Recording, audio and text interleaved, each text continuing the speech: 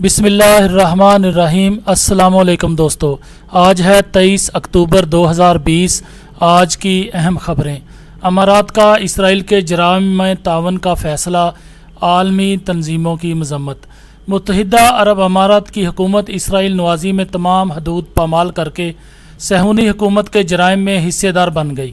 انسانی حقوق کی عالمی تنظیموں نے ابوظبی کی طرف سے فلسطینی شہروں میں اسرائیلی فوج کے حراستی مراکز اور چیک پوسٹیں قائم کرنے کے لیے سرمایہ کاری کے منصوبے پر اماراتی قیادت کو کڑی تنقید کا نشانہ بنایا۔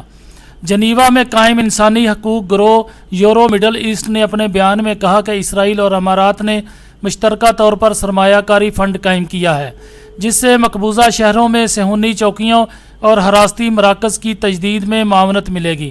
بیان میں کہا گیا ہے کہ ابوظبی کی جانب سے فلسطینیوں پر مظالم کے لیے استعمال ہونے والے مراکز کی حمایت سے انسانی حقوق کی پامالیوں اور آبادکاری میں اضافے کا خدشہ ہے۔ صہیونی حکومت کو فراہم کیا جانے والا سرمایہ معصوم فلسطینیوں کے خلاف اسرائیلی فوج کے جرائم کی حوصلہ افزائی کا باعث بنے گا۔ آپ دیکھ رہے ہیں گولڈن نیوز چینل۔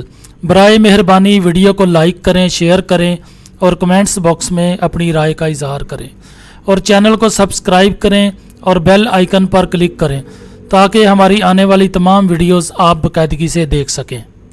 اور اگلی خبر میں ہم بات کریں گے ایران کی جنگی مشقیں، میزائل دفاعی نظام کا تجربہ۔ ایران نے فضائی دفاع مضبوط کرنے کے لیے جنگی مشقیں کی ہیں، جن میں جدید لڑاکا اور ڈرون طیاروں نے حصہ لیا۔ ان تازہ مشقوں میں زمین سے فضا تک مار کرنے والے نئے میزائلوں کا بھی تجربہ کیا گیا۔ سرکاری ٹیلی ویژن کے مطابق آسمان کے محافظ کے نام سے جاری مشقوں کے دوران یہ تجربہ کیا گیا۔ ان مشقوں سے فوج اور پاسداران انقلاب کے جدید نظاموں نے اپنی مضبوطی اور طاقت ظاہر کر دی ہے۔ اس موقع پر ملک کی اعلیٰ ترین عسکری قیادت بھی موجود تھی۔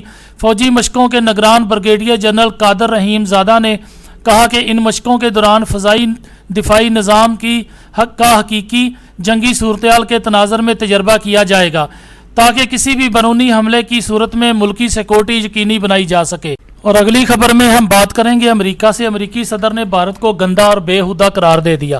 امریکہ میں صدارتی انتخابات بحث نے بھارتی وزیر اعظم نریندر مودی کو آئینہ دکھا دیا۔ تفصیلات کے مطابق امریکی صدر ڈونلڈ ٹرمپ نے آخری صدارتی بحث میں بھارت کو گندا اور بےہودہ قرار دے دیا۔ پاکستان کو تنہا کرنے کے خواب دیکھنے والا بھارت خود رسوا ہو گیا۔ ٹرمپ بھی مان گئے بھارت گندا اور بےہودہ ہے۔ امریکی صدارتی امیدواروں کے آخری مباحثے میں ٹرمپ کے بھارت کو گندا قرار دینے پر ایشیا پروگرام کے نائب صدر ڈائریکٹر مائیکل گوگل مین نے ٹویٹ کیا۔ اور اگلی خبر میں ہم بات کریں گے کہ ڈاکوؤں کی فائرنگ سے معروف قوال شیر میاں داد شدید زخمی ہو گئے۔ تفصیلات کے مطابق معروف قوال شیر میاں داد گزشتہ روز گٹ والا کے علاقے میں ایک دربار پر قوالی کے پروگرام میں شرکت کے بعد واپس پاک پتن جانے کے لیے روانہ ہوئے تھے کہ راستے میں دو موٹر سائیکل سوار ڈاکوؤں نے اسلحہ کے زور پر قوالی میں جمع ہونے والی رقم اور موبائل فون چھیننے کی کوشش کی۔ مزاحمت پر ڈاکوؤں نے فائرنگ کر دی، جس سے شیر میاں داد کے سینے میں اور بیٹے کے ہاتھ میں گولی لگنے سے دونوں شدید زخمی ہو گئے۔ پولیس کا کہنا ہے کہ موقع واردات سے ڈاکو فرار ہو گئے، جبکہ شیر میاں داد اور ان کے بیٹے کو طبی امداد کے لیے سول اسپتال منتقل کر دیا گیا ہے، جبکہ آر پی او نے سی سی پی او سے رپورٹ طلب کر لی۔ اور اگلی خبر میں ہم بات کریں گے FATF کی۔ دفتر خارجہ نے سعودی عرب کے پاکستان کے خلاف ووٹ دینے کی خبروں کی تردید کر دی ہے۔